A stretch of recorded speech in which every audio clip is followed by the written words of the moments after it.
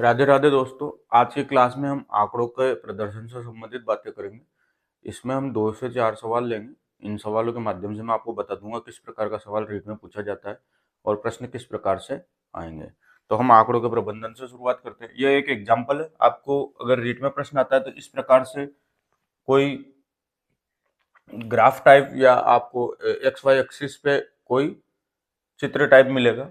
इसके माध्यम से आपको इन प्रश्नों का उत्तर देना है। ये एक प्रकार से ऐसा समझ लीजिए, आप हिंदी और अंग्रेजी में जो पैराग्राफ आते हैं, हम उस पैराग्राफ को पढ़ते थे, उस पैराग्राफ से संबंधित जो प्रश्न पूछे जाते थे फिर उनका उत्तर उसी पैराग्राफ से देते थे। तो यहाँ भी इसी प्रकार से प्रश्न रहेगा। आपको एक तरह से ये पैराग्राफ है, ये गणितीय भाषा में पैराग्राफ है और इससे संबंधित प्रश्न यहाँ नीचे पूछे गए हैं। तो इन प्रश्नों का उत्तर इसी पैराग्राफ में आपको मिलेगा। ठीक है दोस्तों, तो ये दंड आरेख है। एक तरह से आपके सामने दंड आरेख बना हुआ है, आयताकार आकृतियां इसमें दी हुई है। ठीक है, तो इनसे अब आपको प्रश्न किस प्रकार से पूछा जाएगा वो देखिए। आप प्रश्न में देखिए, आप देखो यहाँ पर अगर ये एक्स अक्ष की बात करें, वाई अक्ष की बात करें, तो यहाँ लिखा हुआ प्रतिदिन देखे गए टीवी के घंटे 1 2 3 4 5 6 7, मतलब प्रतिदिन देखे गए टीवी के घंटे कितने हैं। और विद्यार्थियों की संख्या 4 8 12 16 20 24 28 और 32। इधर विद्यार्थियों की संख्या दे रखी और यहाँ दे रखा प्रतिदिन देखे गए टीवी के घंटे। अब हम बात करते हैं अधिकतम विद्यार्थियों ने कितने घंटे तक टीवी देखी। प्रश्न यह है कि अधिकतम विद्यार्थियों ने कितने घंटे तक टीवी देखी। तो हम देखें अधिकतम विद्यार्थी कौन से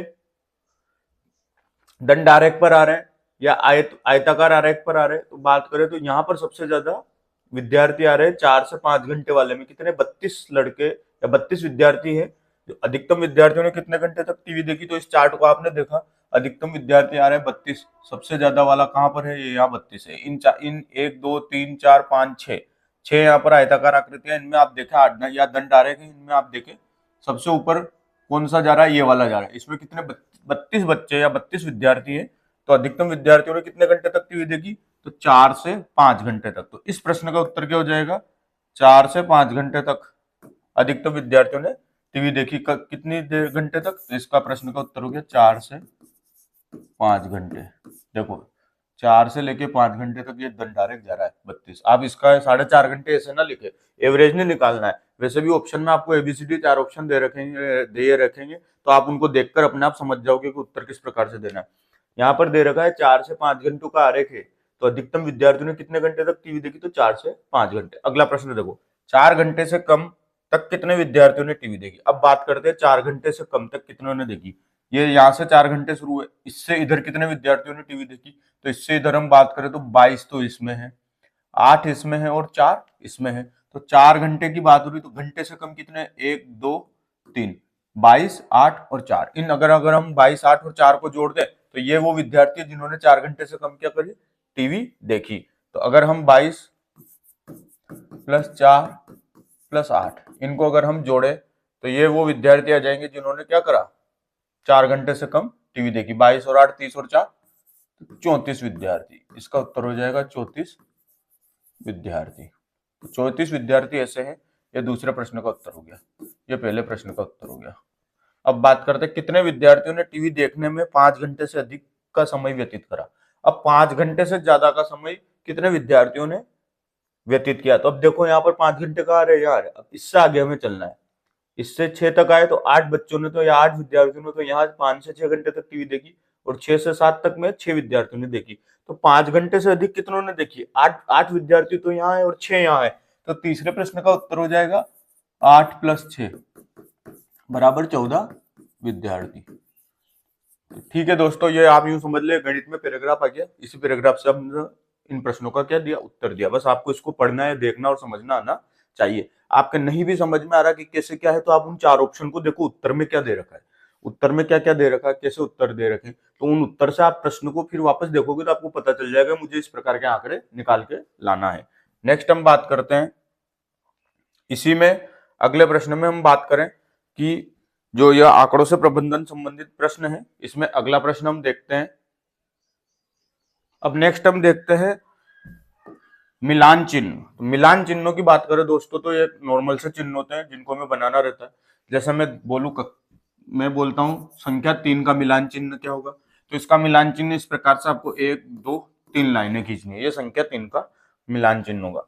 संख्या 5 का पूछे तो 1 2 3 4। अब आपको याद रखना दोस्तों, जो पांचवी जो लाइन रहेगी वो इस प्रकार से खींची जाती है, तो ये इसका क्या होगा, मिलान चिन्ह होगा। 4 लाइनें आप खींचो, फिर पांचवी लाइन आपको ऐसे खींचनी है। एक तरह से आपको याद रखना है कि आपको 5-5 के बंडल बनाने हैं। जैसे यहाँ पर 3 थे, मैंने 3 लाइनें खींच दी। यहाँ पर जैसे ही 5 आया तो मैंने 5 का बंडल बना दिया, 1 2 3 4, और पांचवी लाइन इस पर ऐसे खींची ताकि इसका क्या बन गया, बंडल बन गया। तो ये 5 का क्या हो गया, मिलान चिन्ह। अब अगर मैं 9 का मिलान चिन्ह देखूं तो 1 2 3 4, पांचवा आते ही क्या बनाना है, बंडल बनाना है। ये बंडल बन गया 5, फिर आया 6 7 8 9, ये 9 का मिलान चिन्ह हो गया। ठीक है दोस्तों, इससे पूर्व रीट में एक बार ये प्रश्न आया था, संख्या 9 का मिलान चिन्ह बनाइए। जब संख्या 9 का मिलान चिन्ह है, ऑप्शन में ऐसे 4 ऑप्शन दे दिए गए, तो उनमें से एक ऑप्शन ये था, तो आपको इसको टिक करके आंसर लगाना था। तो यह मिलान चिन्हों से संबंधित प्रश्न ऐसे बनेंगे। संख्या 9 का मिलान चिन्ह कैसे, 1 2 3 4, पांचवी लाइन ऐसे आएगी, मतलब पांचवा जैसे ही आते हैं आपको क्या करना, उन पांचवी लाइन खींचते ही आपको उसका एक बंडल बना देना। एक तरह से समझ लो पांचवी लाइन से आपने इन 4 लाइनों को बांध दिया। फिर 5 तो यहाँ हो गए, 6 7 8 9। अब मैं बात करूं अगर 12 की, तो देखो आप 1 2 3 4, पांचवी लाइन वापस यहाँ 5 हो गए यहाँ पे पूरे। फिर देखो 6 7 8 9, 10वां देखो वापस ये, फिर 11 12। अब देखो आप 1 2 3 4, पांचवा जैसे आया वापस हमने उसका बंडल बना दिया, यहाँ हो गया 5। इस पांचवी लाइन से हम बंडल बना रहे, तो ये तो 5 हो गए। फिर 6 7 8 9, फिर जैसे ही पांचवा वापस आने वाला था, क्योंकि 10 होते ही 5 तो ये हो गए थे, 5 और जुड़ रहे थे, तो 9 के बाद जैसे 10 आया उसको वापस यहाँ पे लाइन खींच दी, तो ये वापस बंडल बन गया 5 5 5 और 5 10 और 2 12। एक तरह से ऐसे हो गया। अब बात करूं मैं मान लो यहाँ पर 17 की, तो 1 2 3 4 5 6 7 8 9 10 11 12 13 14 15 16 17। ठीक है, 5 5 के 3 बंडल और 2 अलग से, यूं समझ लीजिए आप। तो इस प्रकार से आपको मिलान चिन्ह वाले प्रश्न रहेंगे, उनको हल करना रहेगा। इससे पूर्व वाले में आपको संख्या 9 का पूछा गया था, संख्या 9 का मिलान चिन्ह है, तो आपने ये बनाया था। अब शायद प्रश्न ऐसा भी आ सकता है, आपको सीधा मिलान चिन्ह दे दिया कि दिए गए मिलान चिन्ह किससे संबंधित है, या दिए हुए मिलान चिन्ह कौन सी संख्या से संबंधित है। अब आपको मान लो प्रश्न में दे दिया, ये एक मिलान चिन्ह दे दिया जो मैंने अभी डिब्बे में लिया, आपको दे दिया कि यह मिलान चिन्ह किस संख्या से संबंधित है, और 4 ऑप्शन दे दिए, 5 9 12 17। तो आपको देखना है 1 2 3 4 5 6 7 8 9 10 11 12, 12 ऑप्शन जो है उस पर आपको टिक कर देना है। पहले यहां से ऐसे आए थे, इस बार इससे ऐसे भी आ सकते हैं। प्रश्न को वो उल्टा करके पूछ सकता है, आपको मिलान चिन्ह दे दे और पूछ ले कौन सी संख्या से संबंधित हो। तो ये मिलान चिन्ह से संबंधित प्रश्न रहेंगे, आप यहाँ पर ध्यान रखें। नेक्स्ट हम बात करते हैं, अब ये पाई चार्ट है। पाई चार्ट से संबंधित प्रश्न कैसे आएंगे वो भी आप देखें। किसी शहर के युवा व्यक्तियों के एक समूह का यह जानने के लिए एक सर्वे किया गया कि वे किस प्रकार का संगीत पसंद करते हैं। किसी शहर के युवा व्यक्तियों का यह इन्होंने क्या करा, सर्वे करा, और उसको इस पाई चार्ट पर इन्होंने शो कर दिया। यह भी एक तरह से आप समझ लो, ये इतना सा पैराग्राफ, अब इसमें से हम इन प्रश्नों के उत्तर देंगे। ठीक है, अब उत्तर कैसे देंगे आप देखो, आप प्रश्नों से शुरुआत करते हैं। ये एक पाई चार्ट है, इसमें 40% लोगों तो मनोरंजन को पसंद करते हैं, मनोरंजन वाला संगीत पसंद करा 40% लोगों ने। उपशास्त्रीय ये वाला जो एरिया है ये 20% है, इसको उपशास्त्रीय संगीत को पसंद किया। शास्त्रीय संगीत को पसंद करने वाले युवा 10% है, और लोक संगीत को पसंद करने वाले कितने हैं, 30% है। अब हम इन्हीं से प्रश्नों को उत्तर देंगे। मनोरंजन वाले 40%, उपशास्त्रीय 20%, शास्त्रीय संगीत वाले 10% और लोक संगीत वाले 30% व्यक्ति है। अब बताओ, यदि 20 व्यक्ति शास्त्रीय संगीत पसंद करते हैं तो कुल कितने युवा व्यक्तियों का सर्वे किया गया। शास्त्रीय संगीत का परसेंट कितना था, 10। इन 10% में कितने व्यक्ति आ रहे, 20% आ रहे। एक चीज और आपको याद रखनी, जैसे ही कोई भी पाई चार्ट रहेगा, अगर उसमें परसेंट दिए हुए तो आप इन परसेंटों को जोड़ के देखना, ये सारे मिला के 100% होंगे। कितने, 100। और अगर यहाँ पर परसेंट न देकर एंगल दे दिया थीटा, तो थीटा जो हमने देखा, एक पूरा थीटा कितना होता है, 360 डिग्री होता है, तो वहां पर 360 डिग्री थीटा के हिसाब से हम काम करेंगे। परसेंट दिए हुए तो 100% के हिसाब से काम करेंगे। अब यहाँ पूछ रहा है यदि 20 व्यक्ति शास्त्रीय संगीत पसंद करते हैं तो कुल कितने युवा व्यक्तियों का सर्वे किया गया। तो देखो 10% कितने शास्त्रीय वाले कितने हैं, इसका उत्तर मैं आपको यहाँ पर सॉल्यूशन दे रहा हूं। जो शास्त्रीय वाले हैं वो कितने हैं, 10%। शास्त्रीय संगीत कितने पसंद करते हैं, 10% करते हैं। ठीक है, और वो शास्त्रीय संगीत वाले 10% में कितने व्यक्ति आ रहे, 20 व्यक्ति। और टोटल कितना परसेंट है, 100%। कुल कितने युवा पूछे, तो 100% को हमने डिवाइड किया, तो 10% कितने किसके बराबर हो रहे हैं, 20 व्यक्तियों के। 20 व्यक्ति शास्त्रीय संगीत पसंद करते था, शास्त्रीय संगीत का हमने परसेंट देखा 10, तो ये 10% 20 व्यक्तियों के बराबर हो रहे हैं। और इस पूरे की बात करें तो कितना परसेंट है, 100%। तो 100% किसके बराबर होगा, 20/10 गुणा 100, तो कितने व्यक्ति आ गए, 200। तो 20 व्यक्ति शास्त्रीय संगीत पसंद करते तो तू कुल कितने युवा व्यक्तियों का सर्वे किया है, 200 युवा व्यक्तियों का सर्वे किया, कितने आए, 200 व्यक्ति। टोटल व्यक्ति कितने थे, 200। ये जो पाई चार्ट है ये 200 व्यक्तियों पे सर्वे करके बनाया गया। क्यों, क्योंकि हमें देखो 10% 20 के बराबर है, तो ये तो पूरा 100% है, 40 + 20 60, 10 70 और 30 100। तो ये 100% किसके बराबर होगा, अगर 10% 20 व्यक्तियों के बराबर है तो 100% 20/10 गुणा 100 करा हमने, 200 व्यक्तियों के बराबर है, तभी तो 200 का 10% 20 व्यक्ति आए। ठीक है दोस्तों, तो आप इस प्रकार के प्रश्न को ऐसे हल करें, परसेंट देखें पूरे परसेंट कितने हो रहे हैं, 100% हो रहे हैं, उसके हिसाब से काम होगा। और अगर यहाँ पर एंगल दिए हुए रहते तो हम 360 डिग्री के हिसाब से प्रश्न को हल करते हैं। ठीक है, अब किस प्रकार का संगीत सबसे अधिक व्यक्तियों द्वारा पसंद किया गया। अब यहाँ पर देखो सबसे ज्यादा एरिया किस प्रकार के संगीत में आ रहा है, तो ये जो है यहाँ पर 40% लोगों ने मनोरंजक संगीत पसंद किया, तो इसका उत्तर क्या हो जाएगा, मनोरंजक संगीत, मनोरंजक संगीत। तो मनोरंजक संगीत को सबसे ज्यादा लोगों ने क्या किया, पसंद किया, क्योंकि यहाँ पर एरिया भी आपको नजर आ रहा होगा, ये वाला एरिया सबसे ज्यादा, और वैसे भी यहाँ 40% लिखा हुआ है, तो 40% लोगों को क्या पसंद था, मनोरंजक संगीत। इसका उत्तर यहाँ से हम ये देंगे। उसी प्रश्न का तीसरा प्रश्न, इसी से संबंधित ये तीसरा प्रश्न चल रहा है दोस्तों। यदि कोई कैसेट कंपनी 1000 सीडी बनाए तो वह लोक संगीत की कितनी सीडी बनाएगी। ठीक है, अब देखो ये 100% के ऊपर था पूरा ग्राफ, या यूं समझ लो कि 100 कैसेटों, अब यहाँ पर आपको 100% दे रखा था, तो यूं समझ लो 100 कैसेट के हिसाब से दे रखा है, 40 कैसेट मनोरंजन की, 100 अगर 100 कैसेटें बनाते हैं तो 40 मनोरंजक की, उपशास्त्रीय की 20, शास्त्रीय की 10 और लोक की 30 ये कैसेटें बनेगी। ये बात अगर हम टोटल कैसेट 100 लेते हैं तो यहाँ पूछ रहा है यदि कोई कैसेट कंपनी 1000 सीडी बनाए, अब 100 सीडी बनाए तो लोक संगीत की कितनी बनती, 30% है। ठीक है दोस्तों, एक एक नियम में मैंने आपको बहुत स्पष्ट रूप से समझाया था कि हम 100 के ऊपर कैसे कार्य करेंगे। माना कि वह राशि 100 है, यहाँ पर हम मान रहे हैं कि माना वो कैसेटें 100 है, क्योंकि परसेंटेज 100 दे रखा, तो अब 100 कैसेटें मानेंगे तो हमें कोई ज्यादा दिक्कत नहीं आएगी। 100 कैसेटों में से लोक संगीत की 30 कैसेटें बनेगी, क्यों, क्योंकि ये 40 है, ये 20 है, ये 10 है, तो ये 30 बनेगी। टोटल परसेंट 100 है तो हमने कैसेटें 100 ले ली। अब 100 के ऊपर हम कार्य कर रहे हैं कि अगर 100 कैसेटें, अगर ये कैसेट कंपनी 100 कैसेट बनाती तो 30 कैसेट किसकी बनती, लोक संगीत की। अगर 100 कैसेट बनाते तो लोक संगीत की कितनी बनती, 30 कैसेट, किसकी, लोक संगीत की। लेकिन यहाँ पर कैसेट कितने बन रहे हैं, 1000 कैसेट बन रहे हैं, तो लोक संगीत की कितनी बनेगी, 30/100 गुणा 1000।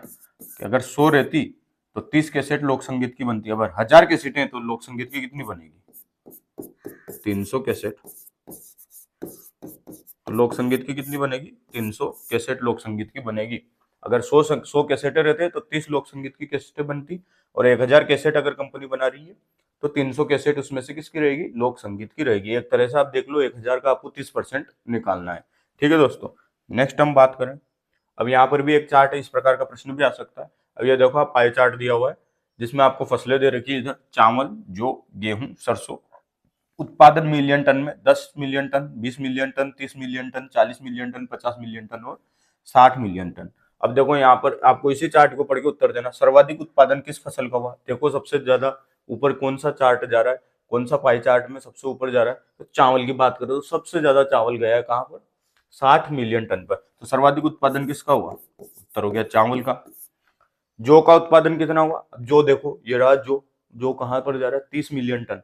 तो जौ का उत्पादन कितना हुआ, देखो सरसों, गेहूं, जौ, चावल, जौ के बारे में पूछा तो जौ पे आ जाओ, जौ का उत्पादन कितना हुआ, यहाँ पर 30, तो जौ का उत्पादन कितना हुआ, 30 मिलियन टन। ठीक है, अब आगे पूछा गेहूं और सरसों का कुल कितना उत्पादन हुआ। अब देखो गेहूं और सरसों का पूछा, तो गेहूं का तो उत्पादन हुआ 50 मिलियन टन और सरसों का हुआ 40 मिलियन टन। तो टोटल कुल कितना उत्पादन हुआ, इस प्रश्न का उत्तर यहाँ दे रहा हूँ। गेहूं और सरसों का कुल कितना उत्पादन हुआ, 50 तो गेहूं का हुआ और 40 सरसों का हुआ, बराबर 90 मिलियन टन। ये क्या हुआ, गेहूं और सरसों का कुल क्या हुआ, उत्पादन हुआ। तो ये 90 मिलियन टन उसका क्या हो गया, गेहूं और सरसों का कुल उत्पादन हो गया। ठीक है दोस्तों, तो इस प्रकार से आपसे रीड में प्रश्न पूछे जाएंगे। यहाँ 2-3 प्रश्न मैंने इसलिए बताया कि लगभग अगर न्यूमेरिकल टाइप क्वेश्चन आए तो इसी प्रकार के आएंगे, और उनमें भी यहाँ पर तो 3-3 क्वेश्चन पूछे जा रहे हैं। वहां पर एक पाई चार्ट देके उससे संबंधित कोई सा भी एक प्रश्न आपसे पूछा जा सकता है। ठीक है, अब आगे हम बात करें, पाई चार्टों की हम बात कर रहे थे। तो पाई चार्ट में अगर आपके सामने इस प्रकार से कोई चार्ट दे दिया, ठीक है, इसमें अभी हमने देखा तो उसमें परसेंटेज थी, इसमें आपको प्रतिशत के अलावा और भी कोई चीजें दे सकते हैं, जैसे यहाँ पर थीटा के रूप में भी बातें की जा सकती है। ठीक है दोस्तों, तो थीटा के रूप में बात करेंगे तो थीटा वाले प्रश्नों को आप कैसे हैंडल करोगे, इसका मैं थोड़ा सा आपको बता देता हूं। देखो, अगर पाई चार्ट पे राशियां दे रखी और उनके परसेंटेज के रूप में दे रखा तो वो पूरा 100% होगा।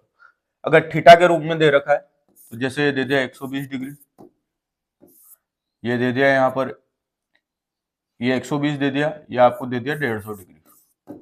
ठीक है, टोटल जो रहेगा वो रहेगा 360 डिग्री। 120 और 150 किया 270 डिग्री आपके पास हो चुके। अब बचे कितने, 90 डिग्री। 90 डिग्री में से बात करें, ये दे दिया आपको 30 डिग्री, ये दे दिया आपको 20 डिग्री, ये दे दिया आपको 15 डिग्री, ये दे दिया आपको 25 डिग्री। अब देखो, इनको अगर हम सबको जोड़ेंगे तो ये 360 होगा। 120 और 150 270, 30 जोड़ो उसमें 300, 320 और 40 या 360 डिग्री। अब अगर मैं आपसे पूछूं, या आपको डिग्रियों में दे दिया, अब यहाँ पर अलग अलग दे रखे, मान लो वो शास्त्रीय नृत्य था, इसी प्रकार से यहाँ पर आपको 8-10 या कितने 1 2 3 4 5 6 तरह के नृत्य दे दिए। अब उनसे पूछ रहा है आपको कि 120% वाले हैं, मान लो ये मैं मान लेता हूं टोटल 3600 लोगों पर किया गया। ये 3600 लोगों पर क्या किया गया, लोगों का सर्वे करा।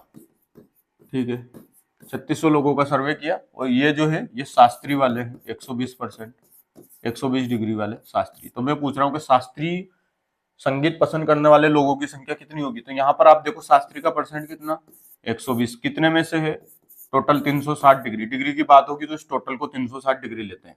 120 कितने में से, 360 में से, टोटल लोग कितने, 3600। तो 360 से 3600 कितनी बार, 10 बार कटिए, तो 1200 लोग क्या होंगे, शास्त्रीय नृत्य वाले होंगे। ये परसेंट वाला सवाल आए तो वहां पर हमको 3600 लेके करना है, डिग्री वाला सवाल आए तो 3600 लेके करना है, और परसेंट वाला सवाल आए तो हमें 100% के हिसाब से कार्य करना है। ये पाई चार्ट में बस इतना ही देखने का था। ठीक है दोस्तों, आज की क्लास यहीं खत्म करते हैं। ये शॉर्ट एंड स्वीट मैंने बता दिया आपको, इसको आप देख लें। अगर न्यूमेरिकल से संबंधित सवाल आएंगे तो इसी प्रकार के आएंगे, आप उनको हल कर दें। चार्ट अगर किसी अन्य प्रकार का भी आता है तो आप उसको यूं समझ लें कि वो एक पैराग्राफ आ चुका है, आप उसको ध्यान से पढ़ें। प्रश्न अगर उसको पढ़ने पर भी समझ में आए तो प्रश्न पढ़े, उसके 4 ऑप्शन देखें, ऑप्शन में उत्तर किस प्रकार से दे रखे हैं, उन ऑप्शन के उत्तरों को देखकर ही आप चार्ट पे वापस जाएंगे तो आप समझ जाएंगे कि किस प्रकार से उनको रिलेशन बना रहा है। एक एक ऑप्शन को देखें, उनसे संबंधित चार्ट पे जाएं और उनको मिला के देखें कि यार ये वाला ऑप्शन कौन से इस पे मिल रहा है। तो वहां से आप समझ जाओगे कि हमें किस प्रकार से मिलान करके इसको देखना है। ठीक है दोस्तों, धन्यवाद। आज की क्लास वहीं खत्म करते हैं। आपका रीट का पेपर आ ही गया है लगभग, पेपर को आराम से करें और सही तरीके से करें। ठीक है दोस्तों, धन्यवाद।